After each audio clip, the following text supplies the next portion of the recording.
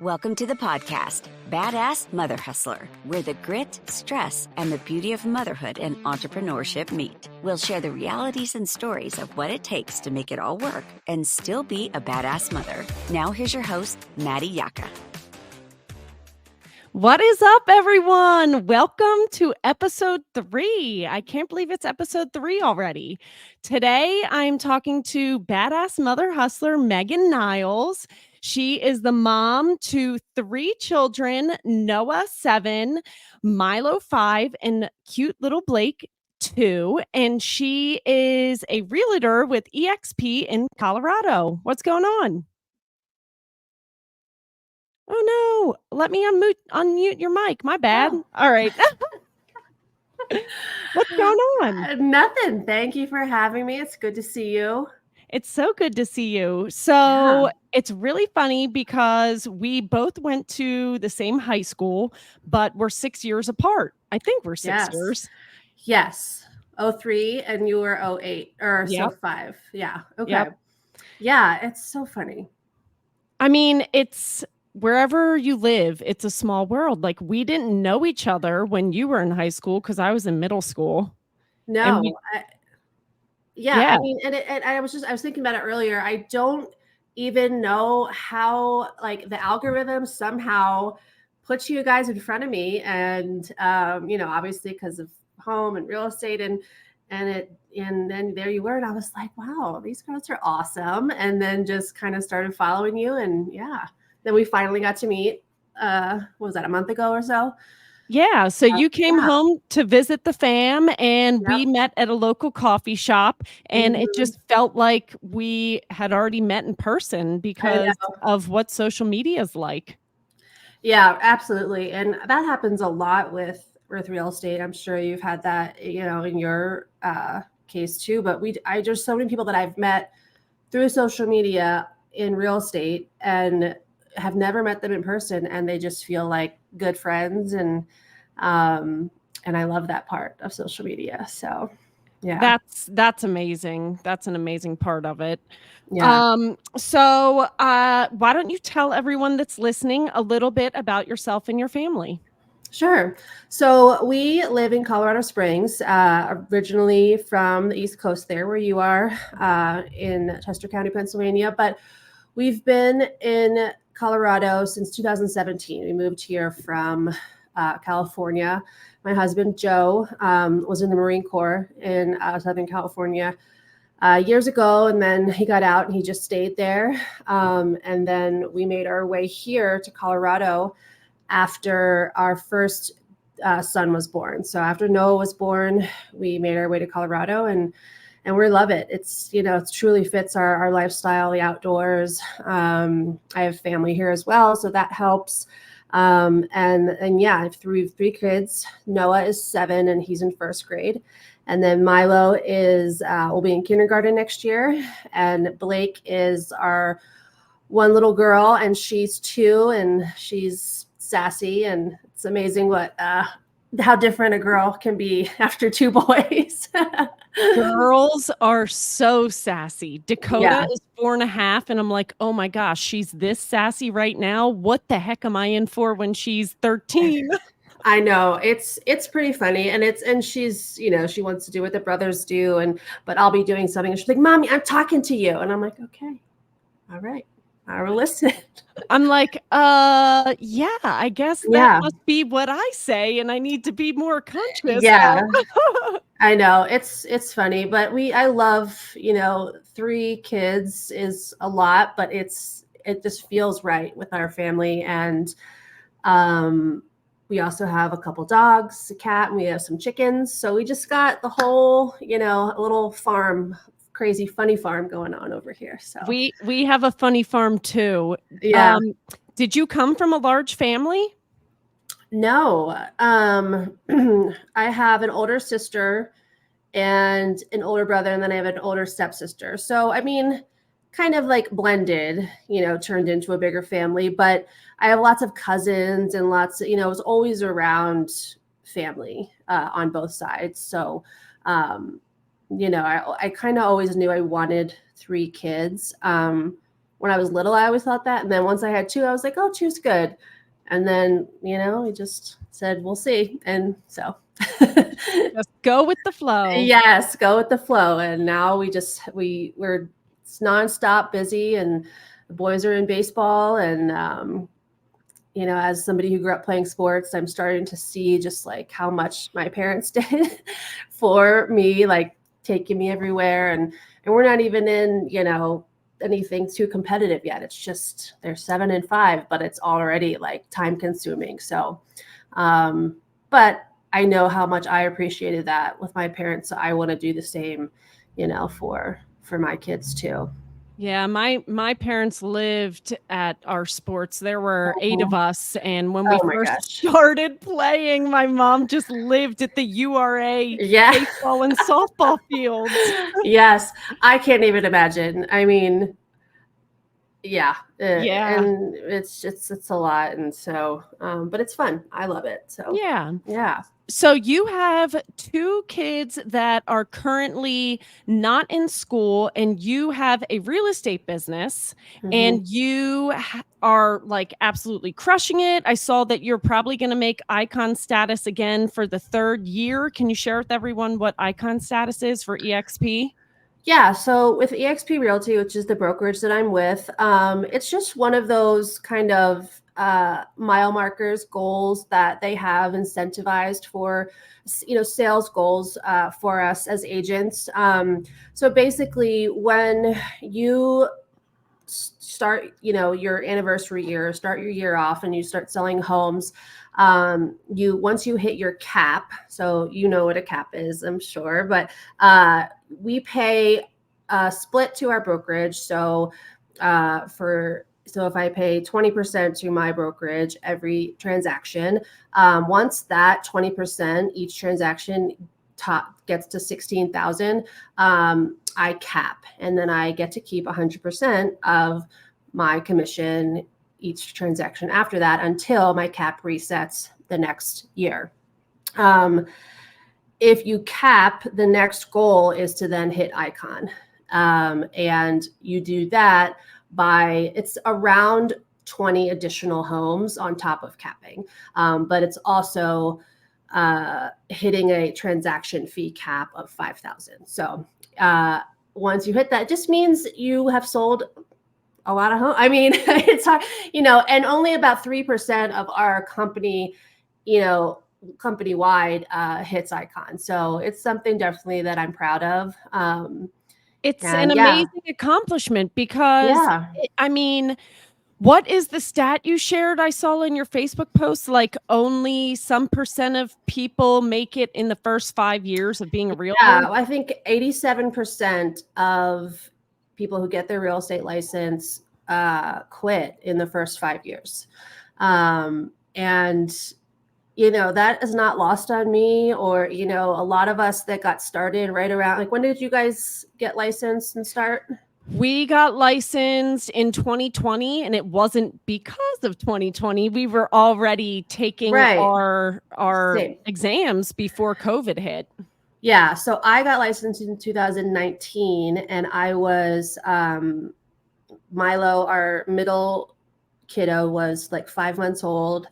And so I was definitely in the trenches, and I just finished it. And I feel like in the first year was just a lot of nothing. I was not selling homes, but I feel like that's normal. So I don't want, and I think when I talk to people who are newer or getting their license, I think they need to understand that it does take time, especially if so I was in an area that I knew nobody.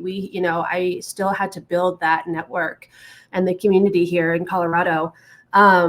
So and I think when the market got super busy and crazy with COVID and everything, once that shifted and business wasn't just falling in your lap, I think that was really a true test of like, okay, who's going to continue making this work and building their business and shifting with the market, or we're going to see people who it was just kind of, they could do the business when the business was falling in their lap, when things were a little bit easier. And so I'm definitely proud that I've kind of made it past that time period. And yes, like I shared that stat because I did just hit, my 5 years in the business, and I truly love it. I'm going to be 40 this year, which is crazy to me.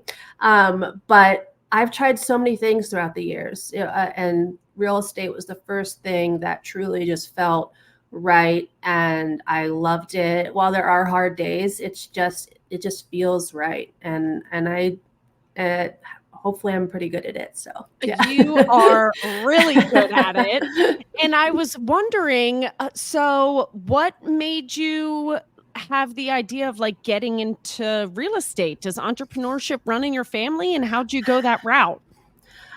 I was thinking about that question because I know that was something we were going to talk about, and I think it does run a little bit in the family. So my parents owned a construction company when I was young, in Chadds Ford, and so I was always kind of around that, but it never translated into me wanting to do that. Like as I was growing older, I never wanted to do real estate until later in life, and thought about it. And then I do have a lot of family members that are in the real estate world. So my aunt and uncle and cousin are all agents in Denver. One is a mortgage broker. And then another uncle who lives in Delaware, he owns an engineering company where they build bridges and stuff like that. So it's always, it's just it is, I guess, in the family. And I think knowing that and knowing that people that I am close with and am around could do it, definitely helped push me to know that I could do it too. And actually my aunt, who's an agent in Denver, she was one of the ones, along with my husband, that was like, you would be good at this. Like you should get your license. And I just, I've always loved the HGTV and those things. And now I know that that's not really what it's like at all. And you were on it. But I still love watching them still. But I just was like, you know what, maybe. And I feel like getting the license and that was kind of like tedious because it's just, I don't like to sit and study. I'm more of a hands-on, get in there, do it, and learn from experience. But I got that out of the way. And then Getting the license is not even like real to what we do as realtors. It's not. It's so funny. Like the joke is always like, how many times have we had to know how many square feet are in an acre and like those things? And it's just, obviously sometimes we have to pull things from the testing, but really it's just, I've learned that being a real estate agent is all about the service that you can provide to somebody and helping them, and the negotiating power that you can build up in yourself and being a good negotiator, and just there's so many other things than actually the stuff you read in a book that goes along with it. So absolutely. Yeah. Like for people that are struggling to get through the material and take the test, I would just say like plow through, because once you are actually like in a transaction, that's when you're learning, and that's when you're going to see if you like it or not. Yep. Yeah, absolutely. Don't overthink it, and just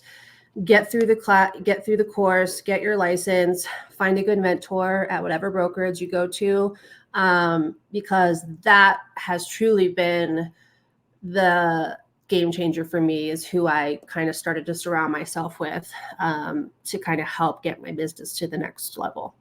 What was it like trying to start a business from scratch in an area that you didn't grow up in with two little kids?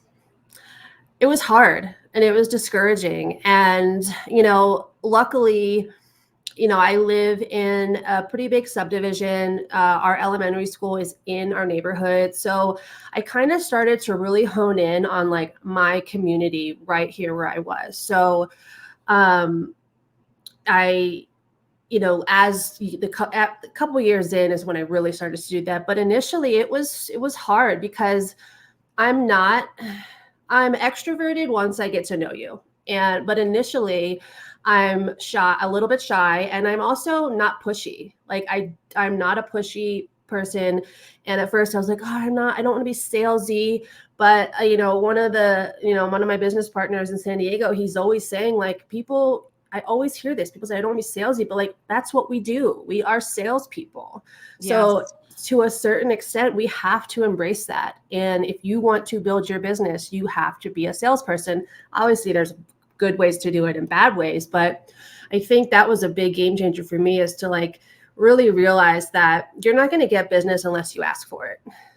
And unless you're truly putting it out there that you want to help people and that you're here to help people. But it was hard. I think I might have mentioned this to you when we met. The kind of the silver lining of COVID was, the kids were home. My husband was able to work from home. He works for the Department of Defense, so it's just military contracts and stuff. And they were working from home during COVID. And so it just worked out that I could kind of go do my stuff and still focus on work. And he could be home with the kids if needed, but also I could take the kids if I really needed to, which I still do sometimes. And, I had the year that I had my best years, I guess it was 2021 into 2022. At that time, I was pregnant with Blake. And I went under contract with a buyer and while we were under contract, I had Blake, and then 2 weeks later we closed. And Such a good story. I know. We closed, and the agent on the other side is a man, and very nice. It was a great transaction, which is always pleasant. But we went to the closing, and I had Blake with me in her little carrier, and he's like, "Wait a minute, you had a baby between when we went under contract and now?" And I was like, "Yeah." I mean, we talked about that too. And it's like, you just do it, right? Like, with somebody who people ask me all the time, how do you do it? And I don't really know. It's hard for me to put into words, because I just do what works for us. And we just do it. And so I think and I think a lot of moms who are entrepreneurs or just working moms in general, they just do it and do what needs to be done. It's like, yes, it is the hustle. You just kind of throw it in gear. You know what needs to be done, and you just grind it out and you do it. And I mean, I asked my mom that around Christmas this year, because I have 2 kids and she had 8 little kids when we were growing up. And I'm like, how in God's name did you do the month of December? But really, like, how did you do all of it as a mom? Because she had her own business. So she was an entrepreneur mom. And she was like, I have no idea. Yeah, exactly. It's like, I do not know. I couldn't write it down for you. Like, there's no true, game plan and for people to follow. And I can tell you what I do, but it might not work for everybody. Everybody's family dynamic is different. And so how has social media helped your business? Social media is huge for my business, not only so kind of going back to when I started to hone in on my community, is that Facebook groups are huge. So there was already one in my neighborhood that I kind of just started to utilize in a way that wasn't like taking it over, but I was building. I do a community yard sale for our neighborhood, so I plan that and make a map, and I just started using that to build the relationships within my neighborhood. I do a photos of Santa event every year, pumpkins in the park around Halloween, fall time. And so just doing those community events has been huge. And a huge way that I do that is from social media. And then I started my own group within my neighborhood called Moms of Fairfax. Our neighborhood's called Fairfax. And and we do girls' nights out. And, on Mother's Day, I treated everyone to coffee That's so and, and, nice. and it's funny because I was talking to somebody and another agent, and we were saying how doing those things, there's obviously a marketing side to it, of why we do these things. But I also truly, genuinely love doing these things for the community, for these moms in my neighborhood. The school, I, did a teacher appreciation thing for them.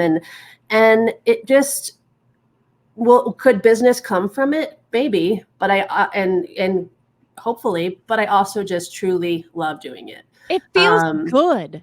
Yeah, it really does. Yeah. And that's I'm an emotional person. So if I cry Same. on this, it's very possible. I I cry all the time. And, I went to the drop off stuff for the teachers, and they're so appreciative. And I think teachers are some of the most important people. I'll get emotional, Yeah. like in our lives and in our kids' lives. I'm close with a lot that from our, from Unionville and Chad's Ford. And it's just to be able to do that is great. And I probably wouldn't be able to do it without my business, right? Because that's, it's from my business ultimately. But yeah, with social media, you guys are amazing on social media. And I love following you in April, seeing what you do and how you guys utilize it. Because there's such a wide reach that we can have. And if you're not using it, I just don't know why. Because not only has it helped me connect with people locally, but I have built the best relationships with other agents around the country who then refer business to me and vice versa. And that's a huge part of my business. That's definitely one of my key pillars of where I get business from, is agent to agent referrals. And that really wouldn't be possible without social media. I mean, and why would you not harness something that's free? I know.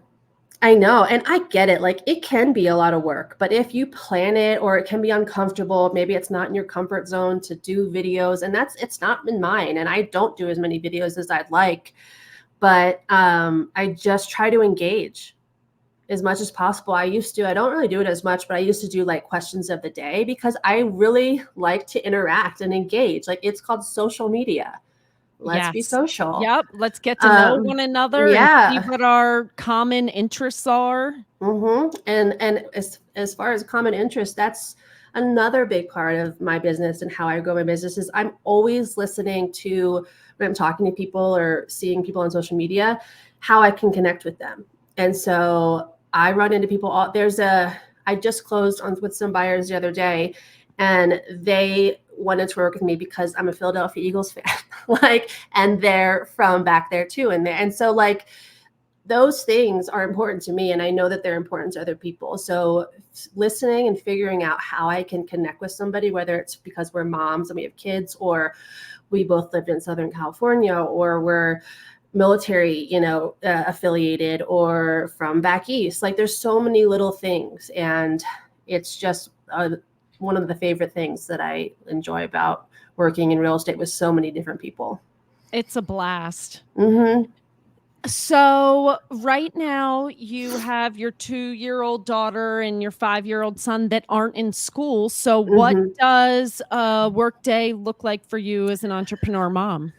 Yeah, that is a good question. So my 5-year-old actually is in preschool. So he goes half days. So he's there right now. He goes in the afternoon, and his last day is tomorrow. He's got pre-K graduation. Yeah. So, so he's here all morning, and Blake is here. So for the past few months, we've had our babysitter, kind of more like a nanny, and she comes Tuesday, Wednesday, Thursday. That has been a game changer, because while I can do things and get it done, having that help and that leverage was a total game changer that I kept putting off. If you don't have that help and that leverage, what you want to get done takes 5 times as long. Absolutely. And mommy, mom, I'm like, oh my gosh. And sometimes I'll be here and they'll be doing, and they're like, Mom, I'm like, nope, talk to her. I'm not here. Yeah. And so that honestly, I feel like I can be somewhat of a control freak at times. Um, and utilizing leverage, whether it be a babysitter or cleaning, help, or, assistant help with my business, which is something I'm looking at, because if you really want to get to the next level, or whatever it may be, make more money, do whatever it is, you need to utilize that help. But yeah, so she comes around 1:30. So Blake's actually napping right now.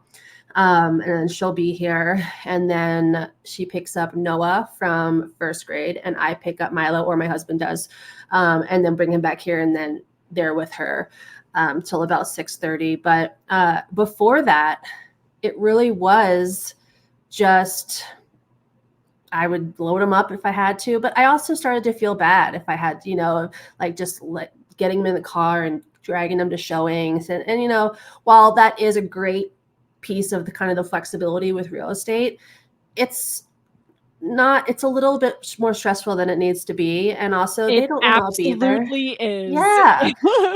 And sometimes, I obviously it's case by case. Like if I'm with clients that I can tell I probably shouldn't bring my kids, like I don't, and we make it work, but it's just having that help is huge. Excuse me.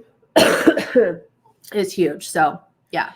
Yeah. So I guess for people thinking about that, just do it. Just get the help, whether it's a sitter or extra hands in your business, just to relieve some of the tasks that aren't exactly, when it comes to business, aren't exactly huge money makers. Right. Yeah. No, in my case, sometimes I'm like, oh, I don't want to spend this money, if I don't have to, but ultimately I'll most likely make more money by spending that money on a babysitter, or on eventually, maybe an assistant or something. So I think that's the mindset that we kind of get stuck in, is that almost like a scarcity mindset rather than an abundance mindset, of thinking like, I'm going to spend this money to make more money. Or if you don't want to think about it money wise, I'm going to spend this money to spend more time with my family. Yes. And that time freedom is huge. So yeah, so that's been something for me to have to really work through, is to allow myself to get that help that will then free up my time to go get more business, or spend time with my kids and my husband and stuff. So, yeah. So this wasn't a question that I sent you previously, but I just thought about it as we were talking. Okay. Do you have like a funny story from bringing your kids on anything real estate related with you? Oh, that's a good question. And let me try to think. I'm just wondering because, since we're both realtors, like I used to bring Dakota on showings with me a decent amount, like when she was 2.5. But then one time I turned around and she was sitting on someone's couch with her iPad, and it was like right after COVID, and once people were starting to like take their masks off and stuff, but it definitely wasn't an appropriate time for her to get comfy on someone's couch. And I was like, oh man, all right. Oh my gosh. You're only coming to showings with me now when the house is vacant. Yeah. That's so funny, because they don't get it, right? They're like, oh, I see a couch. Like, I feel like that's happened, like where they'll start to like climb on the bed. I'm like, no, this is not our home. You need to just stay by me. But nothing crazy. They're pretty good. We were talking about how our children mimic us, and I talked about that in episode 1 with Abby, and I saw on your Facebook that your daughter was just like chatting on her phone to some clients. Yes, she was. And she'll say that. You'll say, who are you talking to? And she'll say some clients. And it's hilarious. And part of me is like, that's great, but also it's like, am I on the phone too much talking fine. Am I working too much? But I love that she sees that I am. And even Milo, my 5-year-old, he said to me, he's like, I think I want to be an agent. That's what he said, an agent when I'm older and help, because he's like, you remember when you helped that guy find a home to live in? And I was like, yeah, I do. Because he was there. You're like, and which one? I know, but I actually remember the one that he was talking about. And I just, I love them seeing, us work hard and also doing something that's like helping people is great. But yeah, one of my preferred lenders, his name's Ryan. He's also a good friend of mine. And Blake also was on the phone and we're like, who are you talking to? And she was like, I'm talking to Ryan. That's so cute. I know. So yeah, it's funny that they, they're always watching, kids and good and bad. So I think that's what's kind of really cool about being an entrepreneur mom is that we have the opportunity for our children to watch us. Whereas for other people that, are in an office or somewhere like 9 to 5, their kids aren't there to see them do their job unless it's take your kid to work day. Yeah, no, I agree with that 100%. I think it's fun for them to see and kind of know that there's other things out there that you can do without just the very 9 to 5, which is, again, nothing wrong with any of this. It's just, I think sometimes you're being told or throughout the years that there's only one way to do things. Go to college, do this, and then you have to do this. But I think times have definitely changed more than even when it was possible years ago, is that people can just do so many other things and start their own business and really follow their passion to do what they want to do and how they want to do it. And technology, again, I think really helps with people taking their passion and turning it into a business. It gives them the opportunity to. Yeah, absolutely. So as entrepreneur moms, we kind of already hit on this, but we experience motherhood a little bit differently than 9 to 5 and stay-at-home moms. What do you think is the beauty or the best part of being an entrepreneur mom? I think, what we just talked about is that your kids kind of seeing you in your element and what you're doing and being a part of it, and along with that is the flexibility that you can have and I think a lot of people laugh, especially with real estate, when they're like, oh, I got into real estate for the flexibility, because you realize you are working over 40 hours a week sometimes. And but at the same time, you can work when you want to work. That might reflect how your business grows, but that is a huge part of why it was appealing to me, and it still is. I think setting your boundaries, obviously saying, after this time, if a client reaches out, I'm with my family now. I think that's really important.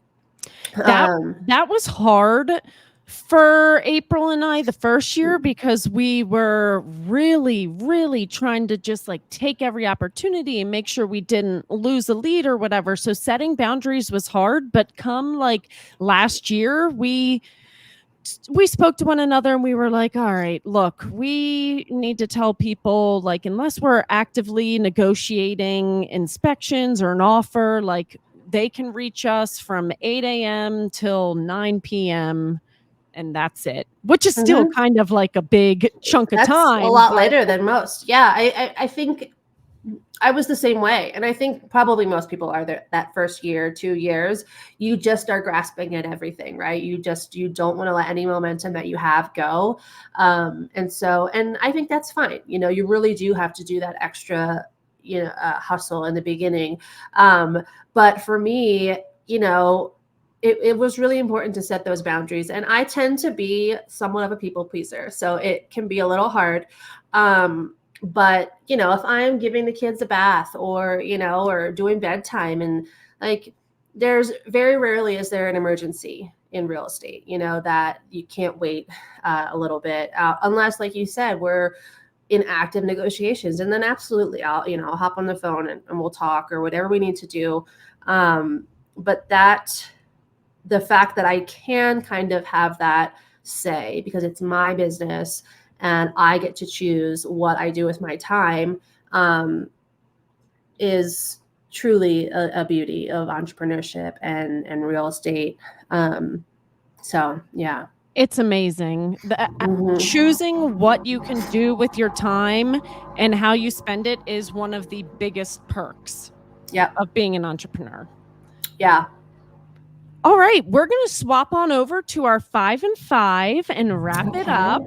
So, what does your ideal chill day look like? My ideal chill day. Is that what you said? Yeah. My ideal chill day.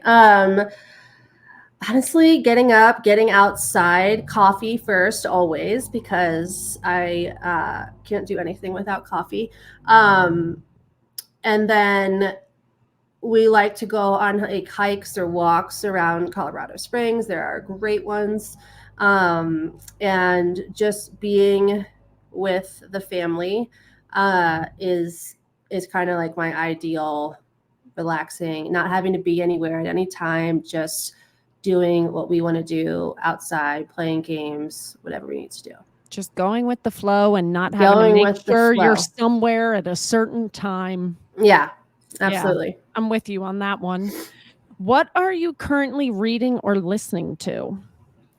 So right now, gosh, I just started a new book and now I can't even remember it. Let me see if I could find the name of it. Do you like to read? I like to read. I'm more of like an Audible person. When I was in a book club, most of the ladies listen to the books on Audible, but I just love flipping pages. It really just depends on the book, right? Like I think some are easier to listen to. I definitely have an ADHD brain, so sometimes when I'm reading, I'll finish a chapter and I'll be like, wait, what did I just read? Like, because my mind. And so sometimes digesting the information is a little bit easier for me to listen to. So this one is called Change Your Paradigm, Change Your Life. Have you heard of it? I have not. It's by Bob Proctor. And basically it's about changing kind of the way that you look at certain things. And that can truly, like your outlook, your mindset can be such an important part of how you do anything from work, life, family. So I just started that one. So Change Your Paradigm, Change Your Life by Bob Proctor. I'll have to add it to the reading pile. Yes, definitely do. So what is your favorite tool or app that you use as an entrepreneur, as a mom, or you can use it in both roles? I think all of the social media apps are truly my go-to. So I'm on Instagram a lot. I'm on Facebook a lot for different, to reach different groups, different people. And then as far as for my business, I use Canva a lot, like just for so much of my graphics and digital marketing, and love it. And then another app that I'm on a lot is TikTok, because it's so funny, because I feel like people just think it's like, funny dancing or this or that or lip syncs, and you will find me doing some lip syncs.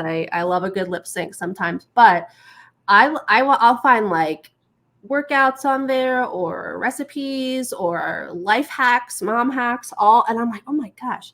So I just love scrolling on there sometimes when I just have nothing else going on. And, but yeah, I would say TikTok has such a wealth of information. My one sister actually planned a bunch of her, places that she's going to on her honeymoon from TikToks that she saw. Yeah. And if you are following, the algorithm, notices what you're following. So I get so many about traveling and places to go with kids, or things to do, and also real estate now. Like the algorithm does its job, and it'll be tips and tricks for real estate businesses. So it really is a wealth of information of everything. But yeah, social media, all those apps are truly just what I'm on every day, kind of for both personal and business. I feel like if you are a business owner and you have not tapped into Canva to help you with your social media, you are missing out. Yeah. I mean, because there's really nothing else, right? Like, I mean, I'm sure there is, but it's so user friendly. And I don't even go as deep into it as I could. Like, there's so many other features that you can use on there. I mean, if you don't have an idea of yourself, just like of what to do for your business, just type in the search bar and it pulls up all these things that you can plug and play. Like, you don't even have to come up with the content yourself. No, there's so many templates. I do a home buyer like workshop. We did our first one with one of my lenders a few months ago. Now we're doing our next one in June, and you can type in like home buyer workshop, and a whole like presentation that you can obviously edit and tailor to yourself pops up. And it's like, again, goes back to like, don't reinvent the wheel. Don't do more work than you need to do. Like, keep it simple and, save yourself time. Like, work smarter, not harder. Yeah. So what is the song you blast the shit out of when entrepreneur life is just entrepreneur life is just too much for you that day? Oh my gosh.